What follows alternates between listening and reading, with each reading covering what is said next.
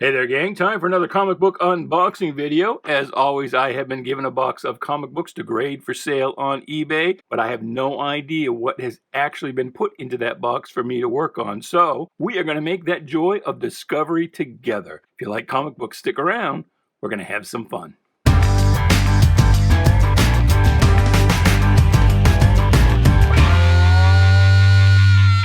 Hey there, bevy. Welcome to Shanghalla. My name is Duke, and this is an unboxing video. Please do like, share, subscribe, comment away, do all the groovy things. Let's not waste any time. This is a long, short box, so it is a schlong.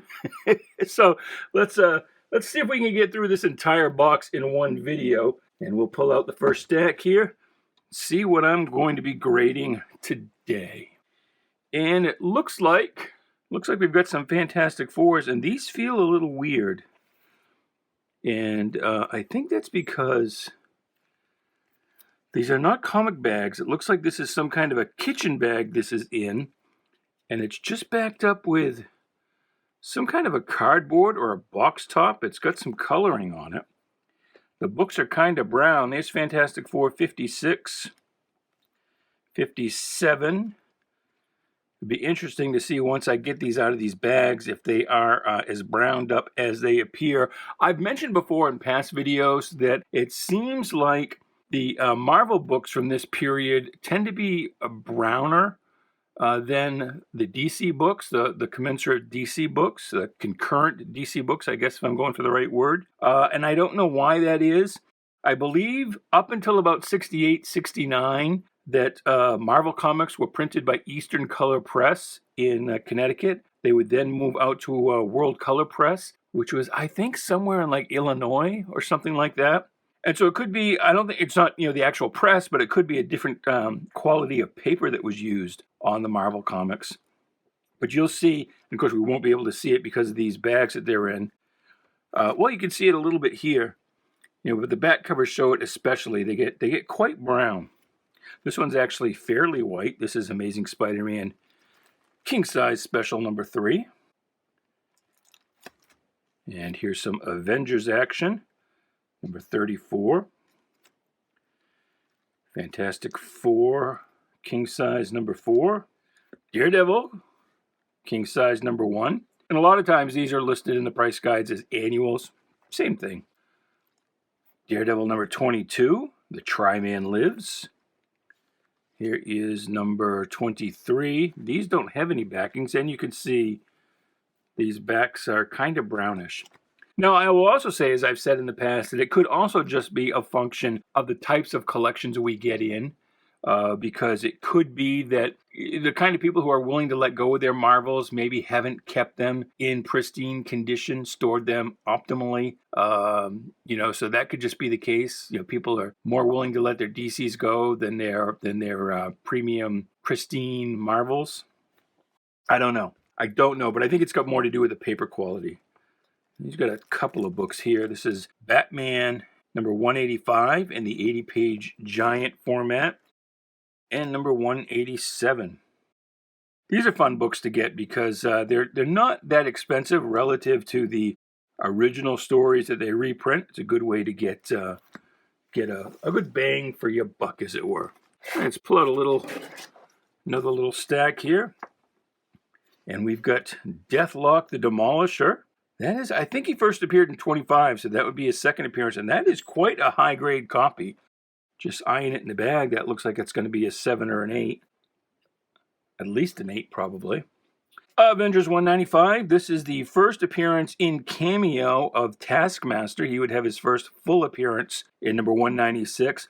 This is a good run of Avengers in here, right around through about 155 to about 200. Nice run. That whole run has a lot of John Byrne and George Perez art, and some great stories as well. Yeah, right until around 200. Then it kind of went downhill a little bit.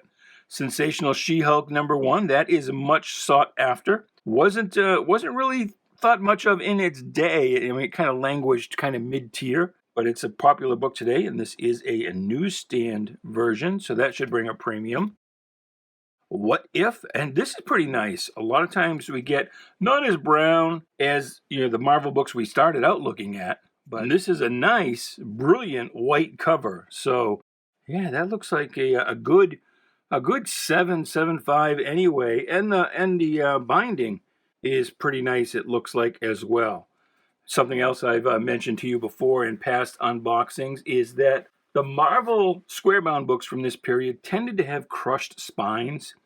It seems like they came off the press that way. And so you get a nice square binding and nice white pages, and that should do pretty well on eBay.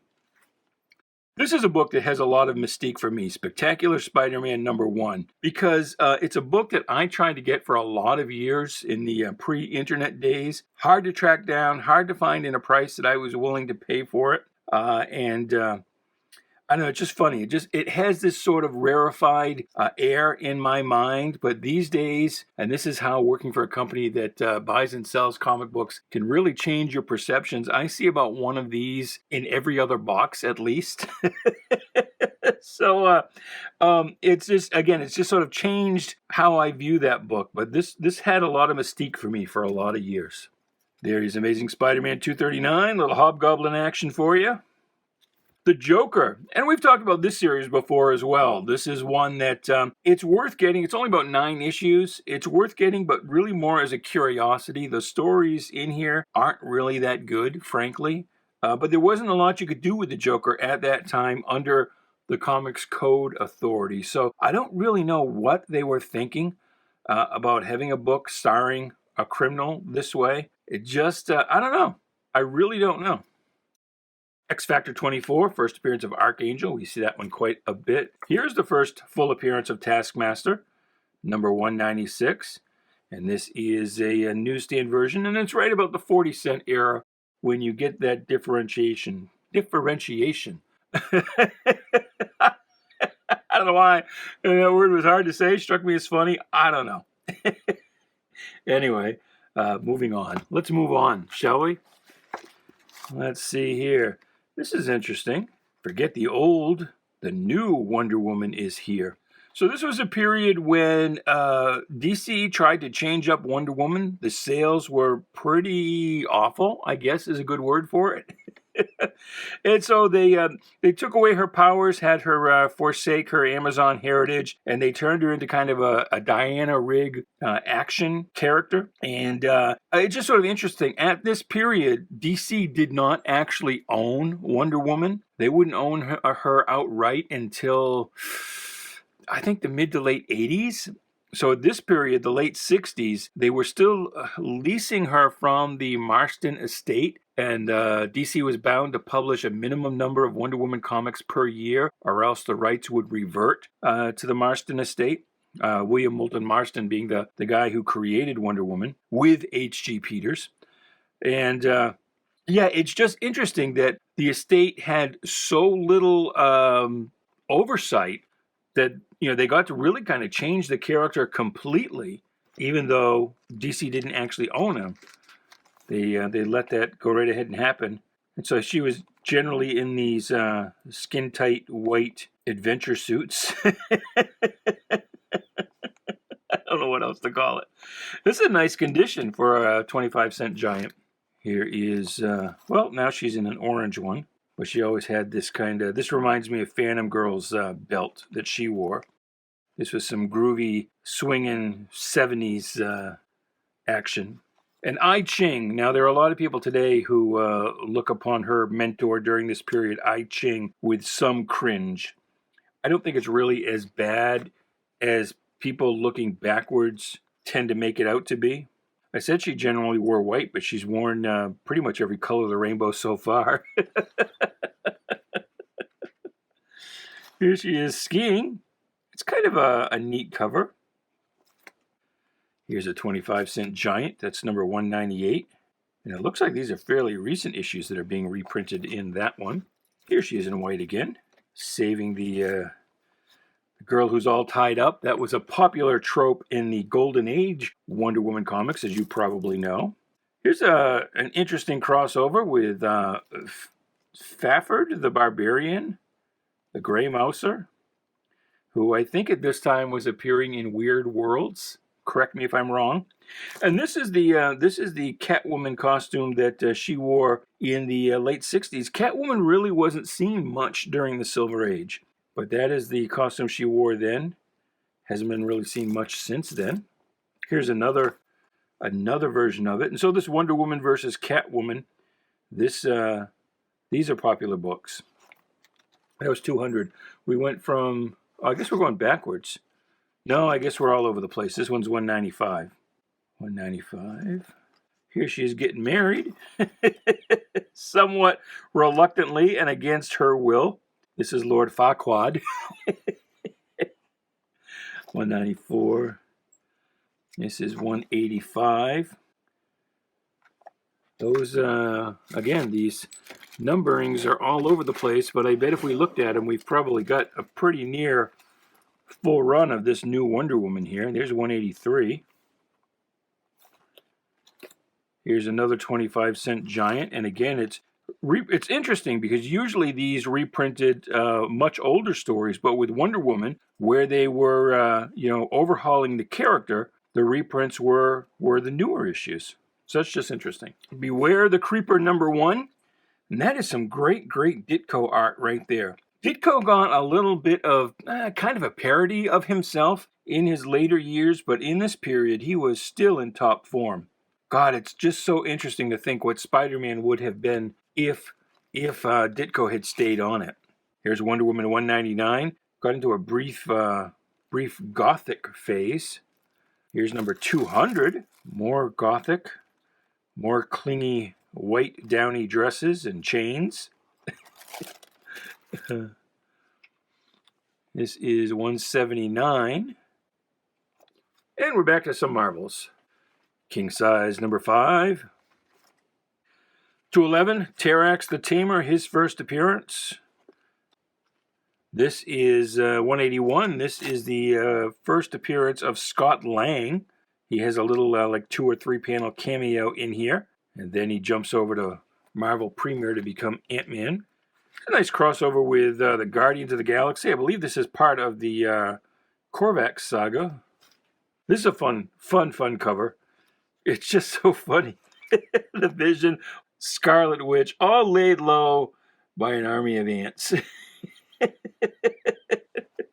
But I was much captivated by that book when I was a kid. And here, issue 158 was my first Avengers book as a kid. So there you go. Got kind of a curvy cover, but that's George Perez art inside. What does it say here? Famous artist? Looking at this price tag here. Someone had $16 on it at some point. That's probably just about what it will go for. Let's see what else we've got here. Black Knight. The original Black Knight rides again. I don't know if this was original material or if this was reprinting the 50s Black Knight stories. I think that's original. So this is a book that was kind of overlooked for a lot of years, but this has got a couple of things going for it. This is Batman 313 and a fairly low-grade copy at that. But that is the first appearance of Tim Fox, Lucius Fox's son, and it is also the first Batman-Catwoman kiss in comics. So far as anybody knows, so far as I know. Captain Marvel number 13. Wolverine Noir number 1. Now, I'm not aware why that's a big book. Be interesting to see what that ends up going for. Uncanny X-Men 505. It's a nice Terry Dodson cover, but I'm also, again, not aware why that would bring at least $10. This one certainly will. Amazing Spider-Man 301. Nice McFarlane cover. Preacher number 1. Have you seen the Preacher TV series? I haven't seen it. I couldn't even tell you what channel it was on, frankly. I think I got the first 2 or 3 issues of this and then dropped out. It wasn't much to me. Silver Surfer number 13. J. Jonah in some spider killer armor. Amazing Spidey number 58. And I think this is the oldest. Obviously, this isn't my copy, but this is the oldest issue that I have of Spider-Man in my personal collection. It's a pretty nice condition copy of Strange Tales number 163. X-Men number 48.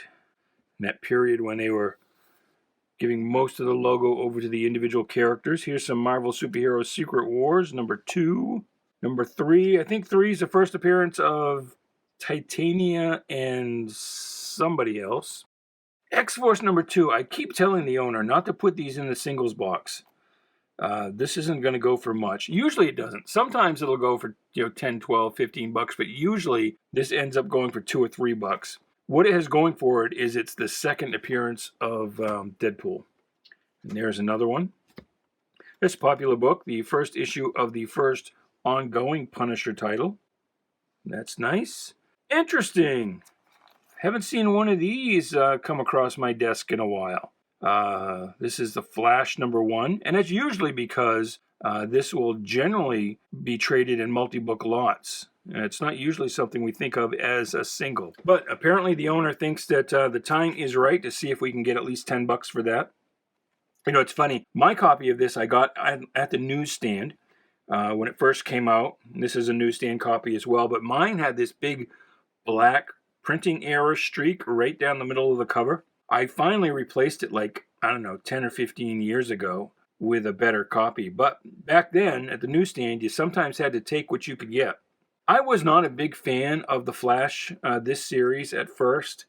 I had been a fan of the Barry Allen Flash, and to me, I wasn't a big fan of merging all the Earths and all the timelines into one at the end of Post-Crisis, and having Wally take over as the Flash. It just seemed like a short-term gimmick. I was surprised it lasted as long as it did. But this William Messner-Loebs, actually it's Mike Baron at first, and then William Messner-Loebs would take over. But this series really didn't take off for me until Mark Waid came along, and that was fairly late into the run. What was it, 40, 50, 60? Somewhere in that range of issue numbers. I forget exactly where off the top of my head. And I was really into Mark Waid then. Today, I could take him or leave him. For various reasons I won't get into because politics. But I didn't really think much of this series until Waid came along. But it's funny. There are so many people today that for them, this is their Flash. Wally West is the Flash to their minds. So, there's that. Fury of Firestorm, number 23. This is the first appearance of Felicity Smoke, who you probably know from the Green Arrow, or just Arrow, CW TV series. She was really just a different character then, and not really the same character at all, frankly. Interesting. I don't think this is right, though. Don't think this is right. It says Canadian price variant, but I think this was a 75-cent book when it came out. Maybe. I'll have to look it up.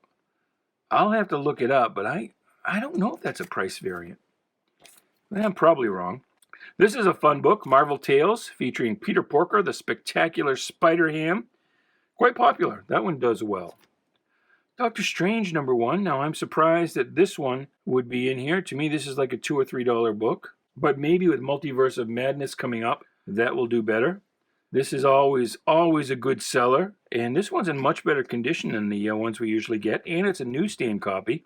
This is the first appearance of Dick Grayson as Nightwing. I believe it's also the origin of Jericho. The last issue of the first Flash series, number 350. I don't know if you would call those floating heads. They're stacked heads anyway. That's it. And right from that same era, this is the popular first part of the Whatever Happened to the Man of Tomorrow. This would cross over into Action Comics number 583. And then Superman would be canceled after this issue. And then, I don't know, it was like 2 or 3 months later, 3 months maybe. The numbering continued as Adventures of Superman. And then Superman restarted with a new number 1 that we just saw. The Thing number 1. John Byrne wanted to do a Thing series, so they canceled Marvel 2-in-1. And then came out with The Thing. And it was about this time that The Thing took a leave of absence from the Fantastic Four. And Byrne replaced him there with She-Hulk. This one is not really a good copy. And books from this era need to be pretty high grade. I might end up pulling that out and putting it in a multi-book lot. This one often gets overlooked. X-Men Annual number 14. That is the first appearance of Gambit. It's Uncanny X-Men 266 is usually seen as his first appearance, but nope, he actually makes his debut here. Kind of a cameo, but still. believe this is the first appearance of Cardiac, Amazing Spider-Man 344. First appearance of Bishop, although it's pretty much just a cameo inside and then the cover, 282. Here's Secret Wars number 1. Boom, ba-doom. What else we got here? Secret Wars number 7, the first appearance of that Spider-Woman. X-Men 281, Uncanny. There's another one. 248. I forget what this one is special for. I'll have to look it up. 212. That's got some Wolverine Sabretooth round 1 action. Let's see what else we've got here. Oh, got the same thing. What do you think of that? 211. All the Marvel books this month featured this, and I don't know if it was the 30th anniversary or what it was they were celebrating, but all of the books from this particular month had, a big head in the middle, surrounded by kind of a little, it reminds me of Sergio Aragonés. Yeah, if I pronounce it close to right, and it probably still wasn't right. Who did those little border cartoons in Mad. That's what that always reminds me of. Here's X-Men 210. This one's popular, 222, with a Sabretooth cover. Not the best Sabretooth cover for my money, but there it is. This one's a better one. That is by Alan Davis. And there it is again. Uncanny X-Men 207, 191, first Nimrod. 201, first appearance of Cable, although he's just a baby here. 149, with kind of a rare late Dave Cockrum cover. He would still, even after Byrne kind of took over the series, Cockrum would come back every now and again. This one's a nice Cockrum cover, actually. Boom, boom. Silver Snail.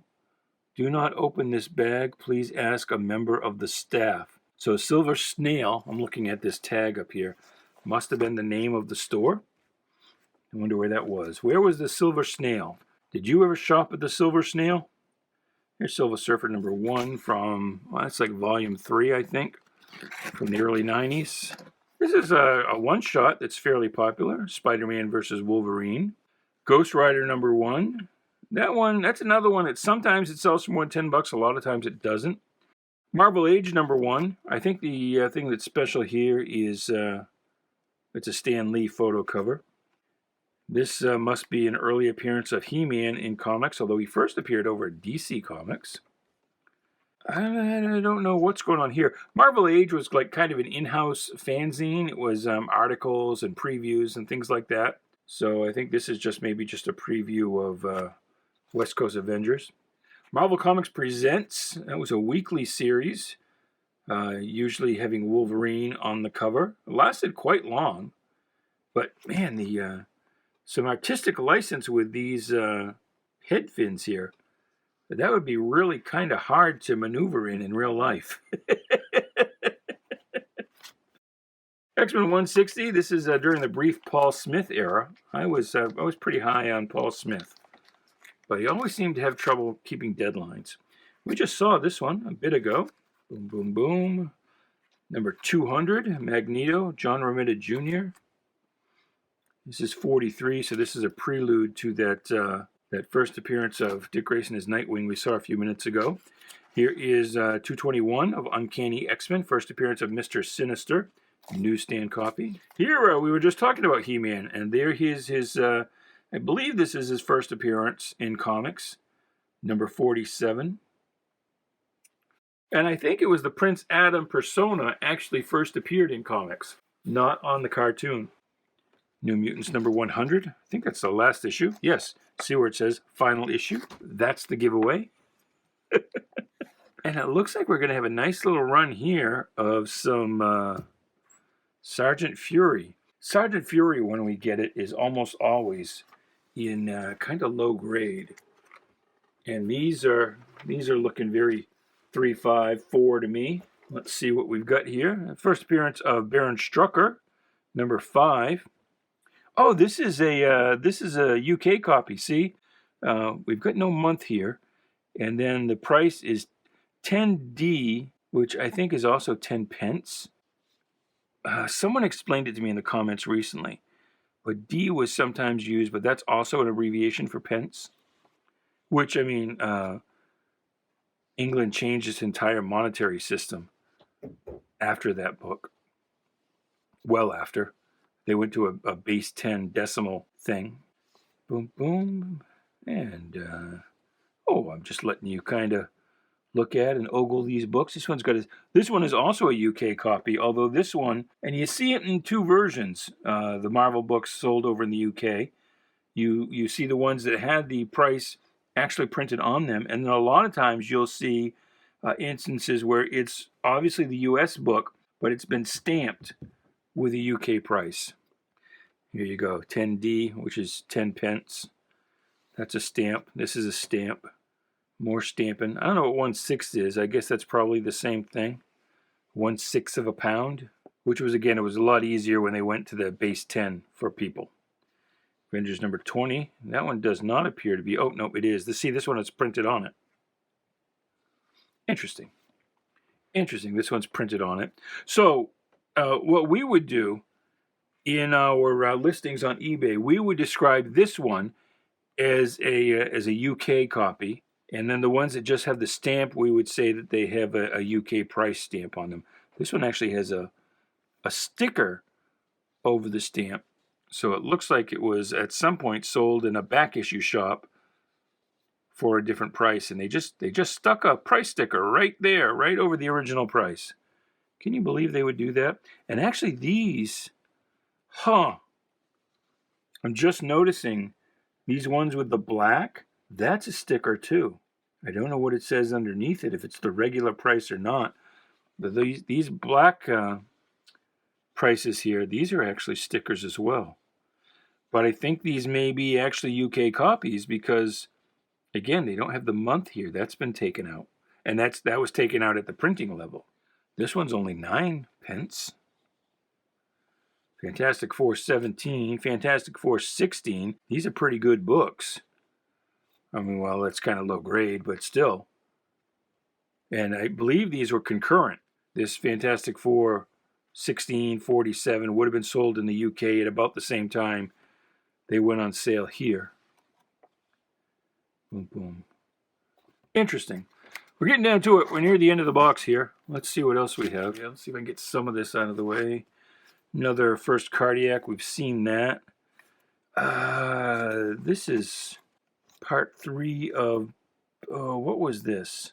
Something by Sienkiewicz. But can't remember what that was all about. Micronauts, New Voyages. So they ran 58 issues, and then it got canceled and restarted not too long after with a new number 1. And then that series only lasted about, 12 or 16 issues. Power Girl number 1. And that's her first solo series. She had a run in Showcase, a 3-issue run. That's the first in her own name. X Factor number 1.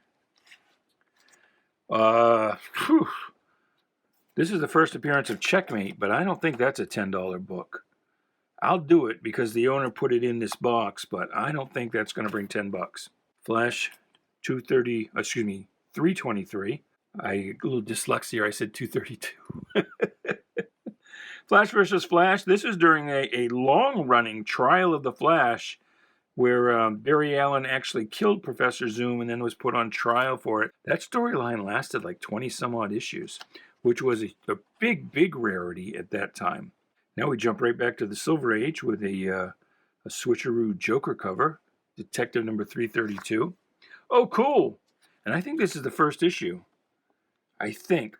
Adventures of the Jaguar. So this is the Archie Adventure series.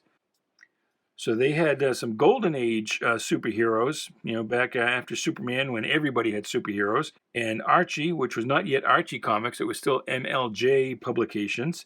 The initials being the first letter, the names of the three owners. And they had the Fly and the Jaguar and the Hangman and the Comet. And then those characters faded out at the end of the Golden Age. And then when the Silver Age came along and heroes were popular again, Archie tried to revive those characters, now calling it the Archie Adventure series because the company had changed its name to Archie Comics by that point. And a lot of these books, also the Mighty Crusaders, which was the team of all of those characters, A lot of these books are written by Superman co-creator Jerry Siegel, including, I think, this one. I'm not sure. I'll have to look it up. I think this is issue 1. You want to take a look? It's in an open bag, so we can get it out pretty easy. Pretty easy. And that is, yes, that is in fact number 1. Number 1 of the Adventures of the Jaguar. Strange Tales. This is sometimes referred to as a prototype book because the character's name is Magneto. Some people insist on saying Magneto because it's a magnet, but a Magneto is a thing too. And I've always pronounced it Magneto, and most everyone that I hear says it Magneto. But this was some kind of weird space alien, some kind of hairy brute from space. So there's really nothing there other than the name and the magnetic powers that would later get reused for the classic Marvel villain. This is GI Combat number 106. That's actually a nice condition copy. Here's I think that's another part of that thing we were just looking at, and I think this has got something to do with Eddie Brock. I can't remember what the deal is in that book. What if the Amazing Spider-Man had not married Mary Jane? I'm not familiar with this book. Be interesting to see how similar it is to what happened after One More Day. Star Trek number 1. This is the first DC series. Star Trek, right after the first motion picture, Star Trek had a series at Marvel that didn't last that long. Then it jumped ship over to DC, and DC ran, I think 40, 60 some odd issues, and then restarted it with a new number 1. But this came out, I mean, obviously you've got Kirstie Alley right there, so this came out right around the time of The Wrath of Khan. Shade the Changing Man, nice. This is a batshit series. This is Steve Ditko. This only lasted about 8 issues, got killed by the DC implosion. But that's a fun series. There are parts of it that are like so far out in the wild. It doesn't, it seems like it doesn't make a lot of sense, but it was really just, I think, hyper advanced for its time. Ditko pretty much plotted it, but the scripting was by, I don't know who. I want to say Michael Fleischer, maybe. That's probably not right. But anyway, that's a fun series to put together. And now we are at the last stack in this box. This is a $1 book. I'm not sure why this is in here. Phantom Stranger number 1. So this is like volume 3 of the Phantom Stranger. This was a mini series. Came out in '87. I think the only thing that really it has going for it is the Mike Mignola cover. I haven't read it since '87, so I really can't remember the story. Oh, and it's Mignola art inside as well. So that is some pre-Hellboy Mignola. But anyway, that usually doesn't go for $10. I'm surprised it's in here. This one might be struggle to get to $10 as well. Deathstroke the Terminator number 1. We'll see how it does. Could surprise me. This one would surprise me if it got to 10. Demon number 1. And that is, it's like the 3rd volume of the Demon as well. This was an Alan Grant authored series. First appearance of Speedball. That is a Ditko creation. Spider-Man Annual 17. I can't remember if that's anything special or if it's just in here because it's Spider-Man. 1983. This is another annual with the Abomination and She-Hulk. How Spidey's Spider Sense Works. Wow. And Aunt May in action. Double wow.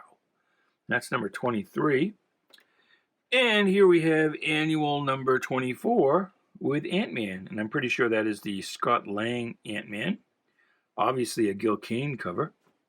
And that's it. By golly, that is everything. That's what I'll be working on grading today. And those will go up, in fairly short order on eBay. The seller name is .com Comics. They might already be up by the time this video goes up because I'm a little backed up on videos right now. So it might be a week or two after I film this before they go up. So these books will probably already be up by then, or some of them might even have closed if you're interested in them. But anyway, that was fun. I had fun. I hope you had fun. Until next time when we will have more fun. Goodbye, good luck, and please be good to each other.